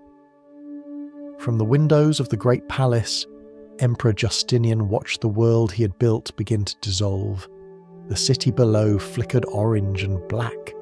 Even the mosaics trembled with the heat. His advisors urged him to flee. He considered it. After all, emperors had survived disgrace before. Pride is replaceable, life is not. But Theodora, standing beside him in a robe of deep purple, had already made her decision. History records her words simply, but you can imagine her voice, low, calm, not asking for permission. Royalty is a fine burial shroud, she says. Better to die in purple than to live as something ordinary. Her statement isn't drama, it's geometry. The line she draws between courage and calculation is straight and clean. The courtiers fall silent. Justinian looks at her, and for once he sees not his wife but the empire condensed into human form. Willpower wrapped in silk. Outside, the noise grows louder, echoing off marble and water. The city that once sang hymns now chants slogans. The Hippodrome fills with protesters, their banners catch in the wind. Smoke blots out the sun. Ash drifts through the streets like slow snow. Inside the palace, plans shift. Justinian calls for his generals Belisarius and Mundus, names that sound like weapons. Troops gather quietly, slipping through secret corridors that connect the palace to the arena. Theodora doesn't watch the battle unfold. She already knows the outcome. By the end of the day, the shouting stops. Somewhere between 20 and 30,000 people lie dead, their bodies stacked where they fell. The Hippodrome becomes silent again, not by choice but by exhaustion. The smell of smoke and blood mingles with incense from nearby churches praying for the souls of the restless. The air feels thick, as if the city itself is holding its breath. When Justinian finally steps outside, the wind scatters ash across his shoes. The streets are empty except for the echoes of what used to be a crowd. The Empire has survived another test, though the cost is too large to count. But survival, as Theodora knows, is not about arithmetic. It's about narrative. You can rebuild buildings, you cannot rebuild certainty. The response comes swiftly. If fire can destroy the city, then stone will redeem it. Plans are drawn up for a new church, one so vast and luminous, it will make the gods themselves feel underdressed. Hagia Sophia, the Church of Holy Wisdom, rises from the ruins like an apology in marble. Its dome will float above the skyline, a permanent answer to temporary chaos. It's strange how empires translate trauma into architecture. Instead of mourning, they measure. Instead of grief, they calculate arches. You could say that Justinian and Theodora didn't just suppress a revolt, they repaved it. Still, that night in the palace remains the hinge of their rule. You imagine the silence afterward, broken only by the crackle of dying fires and the soft rustle of fabric as Theodora removes her crown. She doesn't smile. Power rarely does. She simply sits, eyes half closed, listening to the faint rhythm of construction already beginning in her mind. The city outside will heal, but never forget. Every citizen who walks through its rebuilt streets will remember the week when politics turned into combustion. Yet even memory can be remodeled. In time, the burned districts will become neighbourhoods again, the scars hidden under mosaics and markets. Rome taught Byzantium the art of endurance. Theodora taught it how to pretend endurance was elegance. The revolt was more than an uprising. It was a systems test. The water kept flowing through pipes under the rubble. The couriers still carried messages. The bureaucracy kept writing decrees, even as offices burned. It proved that the empire's real strength wasn't its buildings, but its ability to continue functioning in disaster. Theodora understood that better than anyone. She had lived her whole life inside systems that wanted to forget her. She had survived by keeping her timing perfect. You picture her standing on the palace balcony days later, looking down at the city being swept clean. Smoke still rises from distant ruins. She doesn't flinch. Below, teams of workers clear debris, each gesture slow but determined. To her, this isn't tragedy, it's rehearsal. The revolt is over, but its echo lingers. Theodora knows the empire's passed through something irreversible. Not defeat, not victory, but recognition. Power survives not because it's loved, but because it learns to rebuild faster than people can stay angry. Some historians remember her as ruthless. Others call her visionary. Both are correct.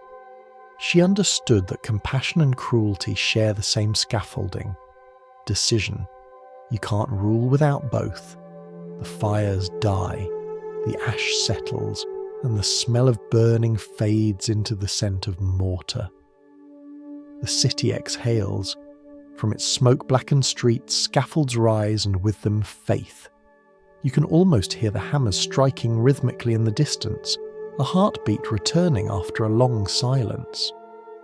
Theodora walks away from the balcony. Her purple robe drags softly across the marble floor, leaving a faint trail of ash that will soon be polished away. Lose the circus, build a dome. When the smoke finally cleared, the city looked wounded but awake. Out of that exhaustion, Justinian and Theodora decided to build something that could not burn. A monument so serene that even memory would kneel before it. Hagia Sophia, the Church of Holy Wisdom, rose like a miracle drafted in mathematics. It wasn't just a building, it was an idea written in light. You stand where the city once smouldered. The air smells of new mortar and melted wax. The sound of hammers echoes in disciplined rhythm, not frantic but certain. Every strike feels like punctuation in a prayer. Architects and masons from across the empire arrive with their tools, arguing about angles, materials, and divine geometry. Justinian's orders are simple and impossible. Build a house for God that makes heaven jealous. Two men take the challenge, Anthemius of Tralles, a mathematician who dreams in circles, and Isidore of Miletus, an engineer who understands gravity the way a poet understands pauses. They argue daily but with affection, one drawing lines, the other testing them with rope and plumb bob. They build not with formulas but with a kind of faithful guessing.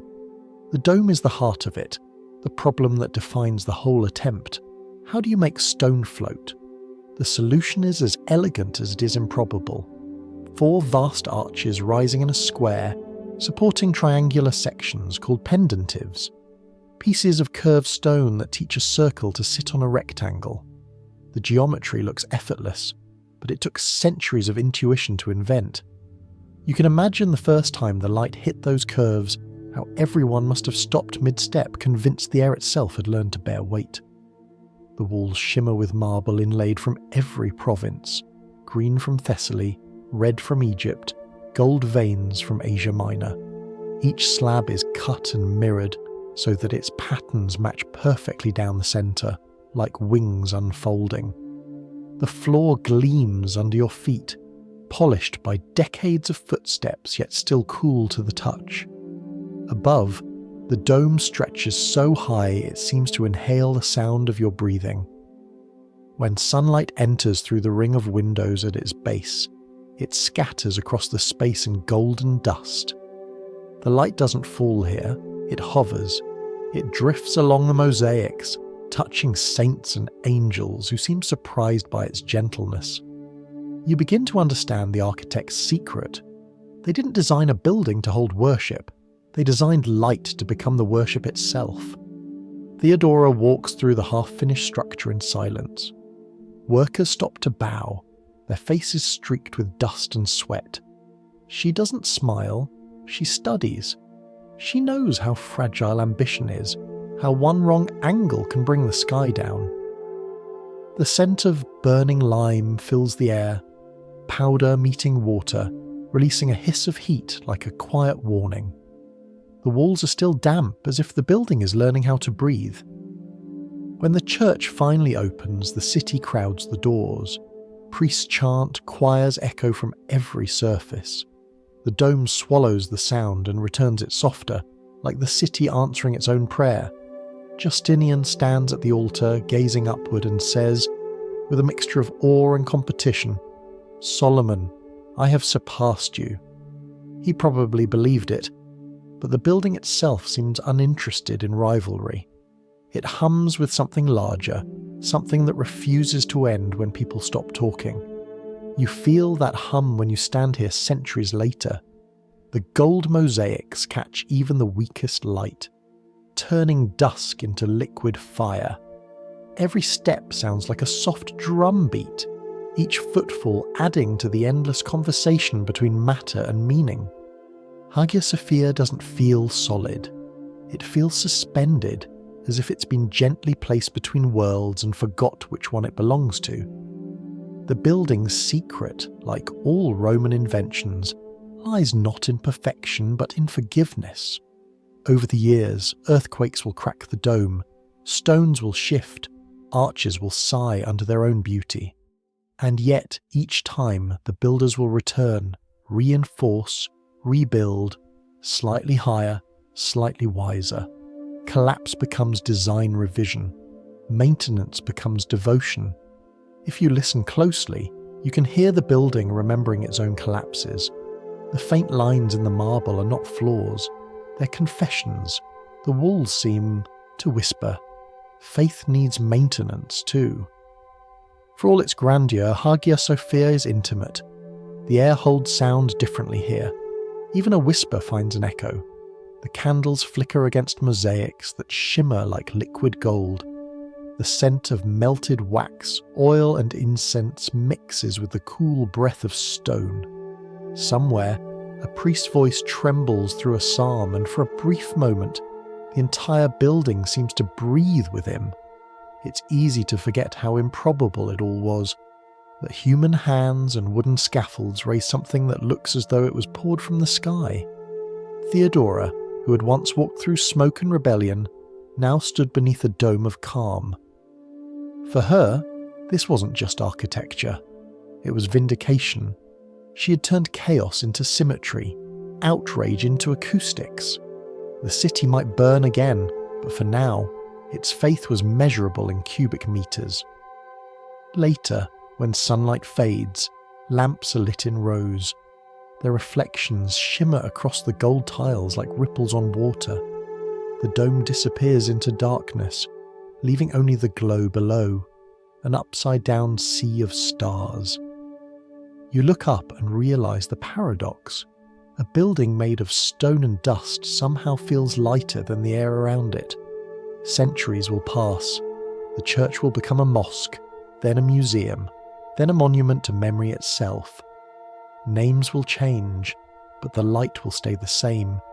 It will keep slipping through those high windows, turning particles of dust into halos, reminding anyone who enters that glory and gravity are old friends. When Theodora dies, she's buried not far from the city she helped build. The empire continues without her, as empires always do, pretending to forget the people who made them possible. But the building remains, her invisible monument. Every sunrise that floods Hagia Sophia's dome is a quiet continuation of her decision to meet destruction with design and rebellion with radiance. If you stand there long enough, the light begins to feel almost physical, like something you could hold if you just kept your hand still. And maybe that's what faith really is. The ability to build something that turns sunlight into structure and structure into calm. When the Western Empire finally gave up pretending to be eternal, its old habits went looking for new uniforms. Bureaucracy does not die. It migrates. In the cold lands around the Baltic, faith learned to wear armour, and monks discovered that silence and ledgers mix surprisingly well. Out of that unlikely marriage came the Teutonic Order, a brotherhood of warriors, accountants, and accidental urban planners. Their origins were modest. In the 12th century, a group of German knights built a hospital for pilgrims in the port city of Acre, in the Holy Land. It smelled of brine, sweat, and incense. The building's walls echoed with prayers in too many languages, and its courtyards were filled with bandaged hope. The brothers treated wounds by day and sharpened swords by night. Healing and harming shared the same schedule. When the Crusades began to lose their original plot, these knights needed a new reason to exist, so they invented one. Invited north by a Polish duke to Christianize the pagan tribes of the Baltic, they traded desert heat for snow glare. What began as a charity in Acre became a conquest with paperwork. By the mid-13th century, the Teutonic Order ruled a swath of land that would one day be called Prussia, a frozen empire of fortresses and farms, ruled not by kings but by meeting minutes. You stand inside one of their castles, Marienburg, the great red brick citadel that looks like someone tried to build a cathedral out of discipline. The air smells of wax and cold iron. The corridors are long and echo like thoughts rehearsing themselves. Each arch, each window, each stair is measured with monastic precision. Nothing is decorative unless decoration is a form of control. The brothers live by vows of poverty, chastity, and obedience, but none of that prevents them from keeping excellent books. The order runs like a corporation with confession booths. Grain shipments are logged, taxes recorded, warehouse inventories checked against divine approval. A visitor might expect chanting, but here's instead the rustle of parchment and the scrape of quills. Here, holiness comes with receipts. Every loaf of bread for the poor is weighed. Every candle in the chapel is counted. Every sword sent to the frontier is entered into a ledger by someone who believes arithmetic might be a form of prayer. You follow a scribe through a side passage lit by narrow windows. His hands are stained with ink, his robe smudged with flour from the stores. He murmurs as he writes, numbers, names, dates, an incantation of accountability. For him, salvation lies not in miracles, but in margins. Outside, the fortress hums with quiet industry. Blacksmiths hammer in rhythm with the bells. Carts loaded with amber and grain rumble toward the river. Monks walk past with hoods drawn tight, muttering blessings that sound suspiciously like audits. This is what the medieval world does best: turn faith into infrastructure. The Teutonic Order's true weapon isn't the sword, it's organisation. Their lands are divided into districts, each with a commander responsible for both salvation and supply. Roads connect castles like circuits on a divine board. Every outpost reports to the Grand Master, whose office looks less like a throne room and more like an accounting department that happens to own catapults. From the walls you can see the frozen river below, its surface etched with the faint tracks of sleighs. Somewhere in the distance, peasants cut timber, their axes striking in rhythm with the heartbeat of a bureaucracy that never sleeps. There's a strange beauty in their efficiency. It's not warm, but it's clean. Even their prayers sound like schedules. Matins, prime, terce, sext, none, vespers, compline. The hours are fixed, the rhythm unbroken. If you listen long enough, you start to believe that time itself works for them. But beneath the order lies ambition, the same ancient Roman itch to measure the world and own the results. The order controls trade in amber, that fossilised honey of the sea. They tax grain, timber and fish. Their fortresses double as banks, their monasteries as customs offices. They invent the medieval version of a spreadsheet, columns of goods, tallies of souls, all carefully cross-checked against divine authority. Holiness with a customs office, you think, and it feels accurate. And yet, as with every system, pride becomes fragility. The order grows wealthy, then complacent. The brothers who once slept on straw now dine off silver. They forget that maintenance is harder than conquest. By the early 15th century, their ledgers begin to wobble.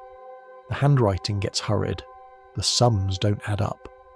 Faith, it turns out, is easier to balance than budgets. The final test comes in 1410 at the Battle of Grunwald. The order marches out to face the combined armies of Poland and Lithuania. Disciplined, confident, certain that God still keeps their books. The day ends in disaster. Thousands fall, the Grand Master dies, and the archives, those proud records of control, are soaked in rain and blood. For the first time in generations, the system forgets to record itself. Afterward, the survivors retreat behind their brick walls. The rhythm of the bells continues, but softer. They rebuild, as systems always do, but the tone has changed. The fortresses that once rang with command now sound like resignation. The scribes keep writing, though fewer pages fill each year. They record their own decline with the same neat handwriting they once used for victory. In time, the order becomes less an army and more a memory. By the 16th century, their lands are secularized, their titles turned into administrative curiosities. What remains is their architecture, those endless corridors, perfect arches, and vaults built to last longer than conviction. You walk through the empty hall now. The wax candles burn low, the ink has dried to dust. The scent of parchment still lingers, faint but stubborn. Somewhere above, the bells toll another hour no one needs to measure. The lesson is quiet but clear. Systems can survive their creators, but they always keep the same flaw, the belief that control is the same as purpose.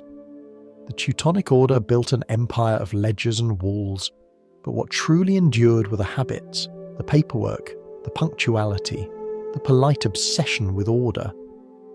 And maybe that's the real inheritance of Rome, the idea that if you record something carefully enough, it can't possibly end. Even now, in modern offices filled with the glow of screens instead of candles, the rhythm persists, the soft scratching of pens replaced by the click of keyboards, the same devotion to numbers disguised as necessity. You can almost hear the echo of those old quills in every bureaucratic meeting today, the murmur of clerks long gone, still tallying obedience in neat columns of faith and fear. Holiness with a customs office. When empires grow tired of sermons, they usually rediscover theatre. Long before the Teutonic Order counted its candles, Rome and Egypt had already learned that power is just performance with better costumes. Antony and Cleopatra didn't rule through armies or laws, they ruled through attention. Their love story is remembered as passion, but it was also politics, a romance written in the language of empire and lit by torches bright enough to outshine diplomacy. You find yourself in Alexandria, where the sea tastes of copper and the air hums with arguments about philosophy, commerce and perfume. The harbour glows at dusk, full of ships carrying grain and gossip. In the distance rises the great lighthouse, the Pharos, a column of stone topped with fire guiding everyone toward temptation. Somewhere in the palace, musicians tune lutes, slaves carry amphorae of wine, and Cleopatra prepares to meet her Roman guest for the first time. She knows how to arrive. Her barge drifts down the Nile gilded in gold leaf, sails dyed deep purple, a colour that whispers both divinity and debt. The deck is a garden of roses. Perfume thickens the air until the wind itself seems intoxicated. When she steps into view wearing a crown shaped like the moon, Antony forgets every speech he planned. The scene is pure calculation, politics performed as seduction. Even her silence has choreography. He had come to Egypt as a general seeking allies. He stays as a man convinced he's discovered civilization's final upgrade. Cleopatra speaks to him not as a rival, but as an equal. She's fluent in 9 languages, including the one that matters most, flattery. She shows him her treasury, her libraries, her laboratories of alchemy.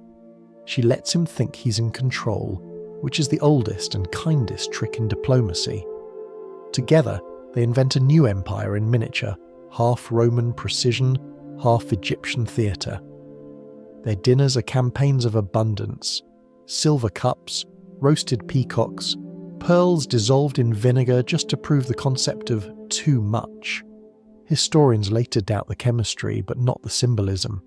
The gesture says, we can afford to destroy value for entertainment. The audience, both Roman and Egyptian, understands the message perfectly. The feasts continue for days. Guests drink from goblets shaped like lotus buds.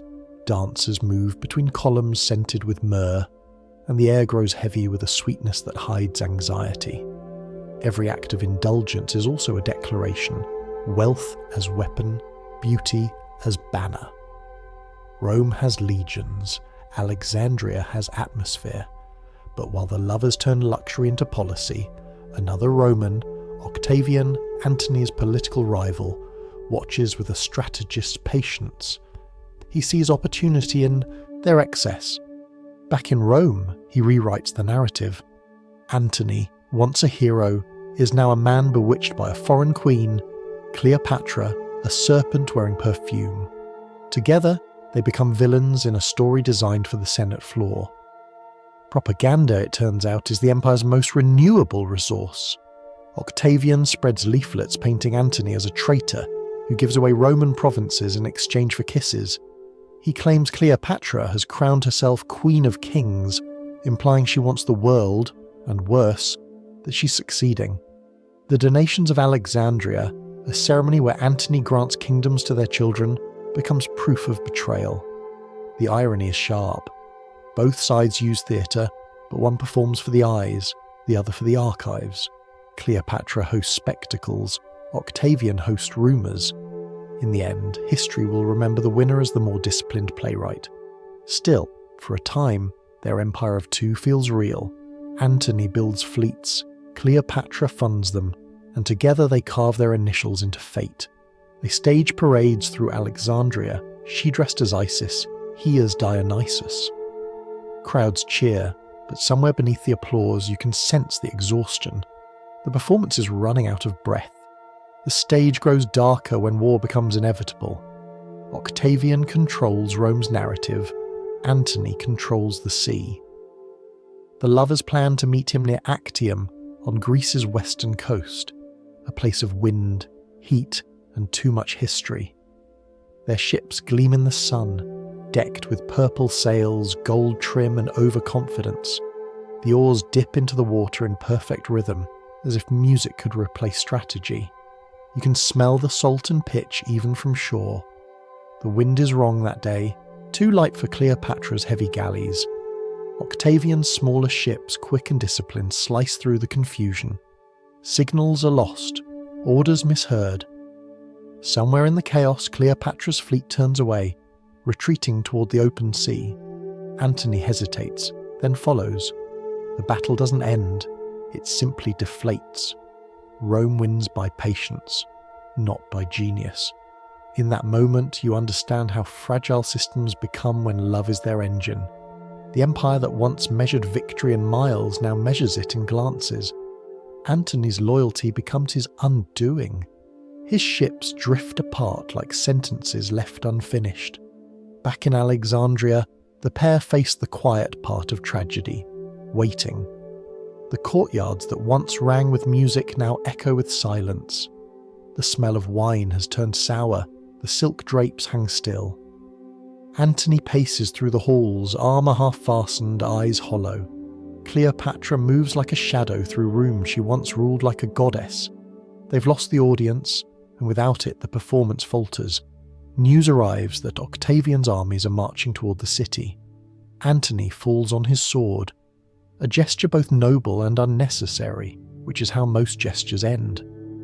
Cleopatra locks herself in her mausoleum, surrounded by treasures, incense, and rumour. The story says she takes her life with the bite of an asp hidden in a basket of figs. Whether it's true doesn't matter. What matters is that she chooses the stage, not the prison. In the end, Octavian enters Alexandria not as conqueror, but as director taking over someone else's play. He renames himself Augustus, rebrands Rome as peaceful, and commissions statues showing victory as destiny. He wins not just the war, but the narrative. Yet even now, when you think of Rome, you don't picture Augustus signing laws.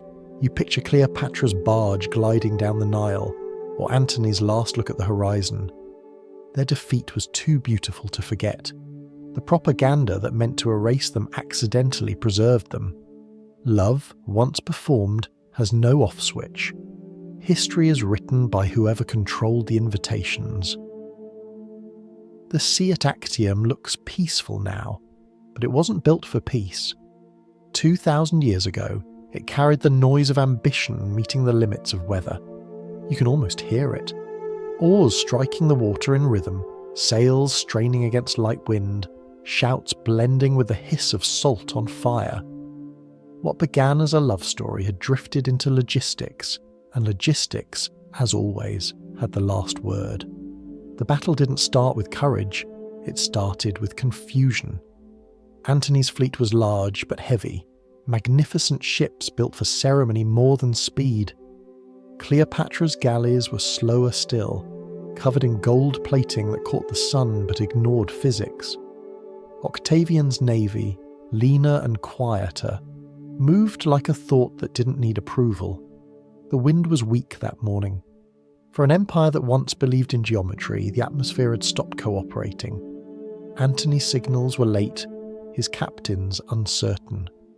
From the shore, the battle looked like choreography collapsing in real time.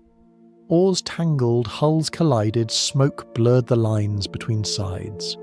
The air filled with the crack of wood and the sharp smell of burning resin. Orders echoed across the water, changing meaning by the time they reached the next deck. And then, through the chaos, Cleopatra's flagship turned. Some say she panicked, others say it was strategy, that she wanted to preserve her fleet, or her legend. Whatever the reason, her purple sails caught the wind and pulled away from the fight. Antony saw her leaving, and made the only choice his heart allowed. He followed. Command dissolved, and with it, the Empire's last illusion of unity. Octavian didn't need victory, he just needed patience. By sunset, he had both. When the smoke cleared, the sea was full of wreckage, oars drifting like ribs, broken masts standing briefly before sinking. The water, slick with oil, shimmered like a mirror cracked by pride. The noise faded to gulls and the whisper of waves reclaiming what men had borrowed. Actium became the Empire's quietest battlefield. It wasn't a tragedy of blood, but of timing. You can picture Antony afterward, ash-streaked, pacing on deck, realizing that an empire can survive many things except the wrong kind of devotion. He'd fought for glory and found gravity instead. In the logic of systems, love is a beautiful but unstable engine. Back in Alexandria, news travelled faster than comfort.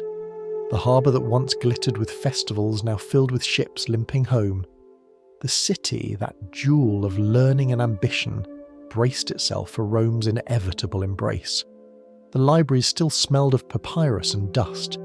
Scholars still argued about the stars, unaware that the empire's horizon had already shifted. Cleopatra walked through her palace one last time. The marble floors were cool beneath her bare feet. Outside, the sea pressed softly against the shore, indifferent as always.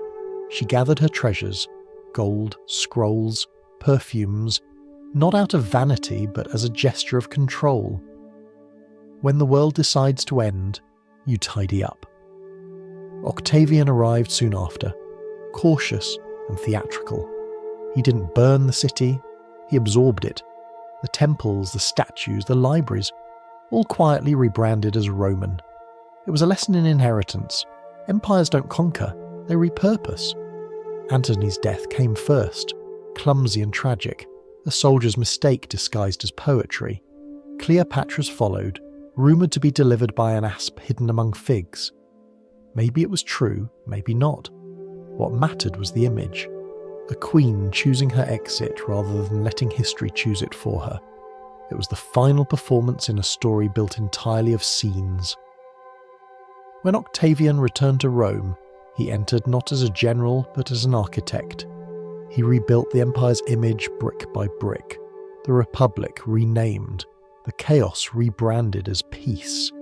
He took control of the narrative the same way the Romans once took control of rivers, by redirecting the flow, not by stopping it. The Senate called him Augustus. Statues called him divine. The system called him necessary. From this victory rose the long afterglow of empire, an era of marble facades, paved roads, steady trade, and the illusion of eternity. But even illusions have engineering. The same methods that built aqueducts now built ideology. Arches for propaganda, domes for faith, columns for memory. Rome discovered that the architecture of power is strongest when people mistake it for beauty. You walk through that architecture even now, in ruined forums, in churches reborn from temples, in the bones of cities that still follow the Roman grid. The roads that once carried grain now carry tourists. The concrete that once healed itself still whispers underfoot, its chemistry older than most languages. Systems outlive the people who explain them, and that's what Actium really was. Not the end of a love story, but the beginning of a memory system. Antony and Cleopatra became symbols, their failure absorbed into Rome's curriculum. Poets turned defeat into verse. Emperors turned it into warning. The world kept running on their momentum. Every empire that followed learned the same lesson. Power isn't lost when systems collapse. It's lost when no one remembers how to rebuild them. You stand again by the shore centuries later. The sea is calm, the air sharp with salt. The horizon glows faintly with the last light of day. Somewhere beneath the waves lie fragments of ships, bronze nails, shards of amphorae, bits of rope turned to shadow. Time has sanded their edges smooth, like memory polishing gilt. The breeze carries the faint scent of myrrh, maybe a trick of the air, maybe the ghost of Cleopatra's last perfume. You imagine her barge once more, purple sails unfurling, moving gracefully toward a sunset that didn't know it was famous. The sound of the oars fades, replaced by the quiet pulse of the tide. Rome would go on to build, to rule, to decay, to rise again as Byzantium and then as every nation that learned its tricks. Its formulas, roads, aqueducts, archives, theatres and tax codes would echo through centuries, copied, adapted, misunderstood, but never forgotten. Somewhere deep in the soil of every city, a Roman idea still sleeps. The belief that structure can outlast story, that if you pour your faith into stone and systems, they will remember you longer than your name. Of course, they don't, but they try. And trying, as history keeps proving, is its own kind of immortality. If you fall asleep now, the aqueduct still runs somewhere, steady, invisible, and patient,